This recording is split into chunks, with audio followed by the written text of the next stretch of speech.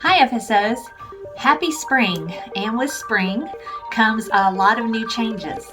Just last Thursday, I met all day with a DCSA rep, a senior representative, and we went over a lot of the changes that are coming into place for DCSA. And by met with, I meant I attended an all-day inspection because they're starting to do those in person again.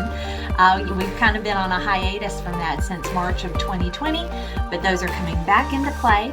And we're going to do everything that we can do to help you ready for the new changes and future security reviews.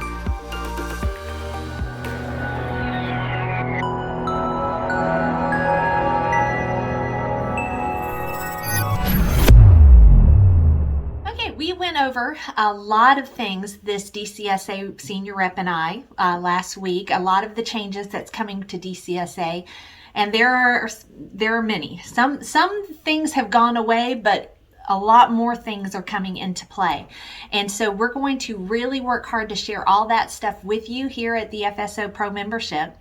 But I'm talking about two specifically this month. And one is SEAD 3, SEAD 3. That is the Security Executive Agent Directive. And what it does is it builds on the reporting requirements of cleared personnel. We've always had to report several things that pertain to the 13 adjudicative guidelines. But now, in addition to those don't go away, we have some new reporting requirements that actually change depending on the level of clearance you have. And so what DCSA wants to see FSOs do is get those new requirements out to personnel so they know what they have to report, but also come up with a plan of how you're going to gather that information and how you're going to report it up the chain to make sure everybody's personnel records are up to date.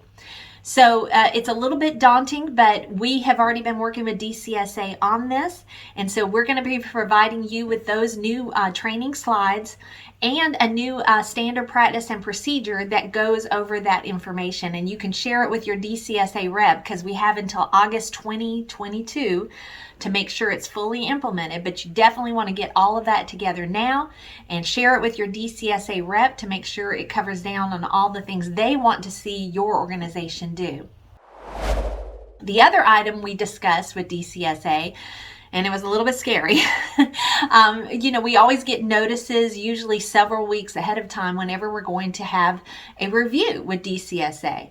Well, we don't have to. They don't have to, as an agency, give us any notice whatsoever. They can just show up at the offices and ask to see our security records and what we do with our security program.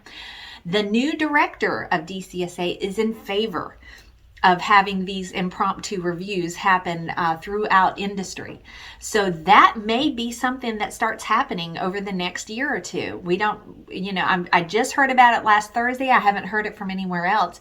But I think the important thing is we want to always make sure that we're ready should DCSA show up at your door and ask to look at your security records.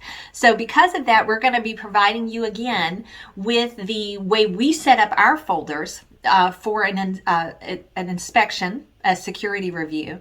We usually keep it on a restricted access shared drive, and we make sure we're updating those folders constantly so that if DCSA came in and wanted to see it, it's all ready to go. So we'll be sharing that along with the SEAD 3 items with you today. So there's a lot to go over. Hopefully you got your PSI survey done because I didn't even hit on that, but that is due this month. So go ahead and get that done.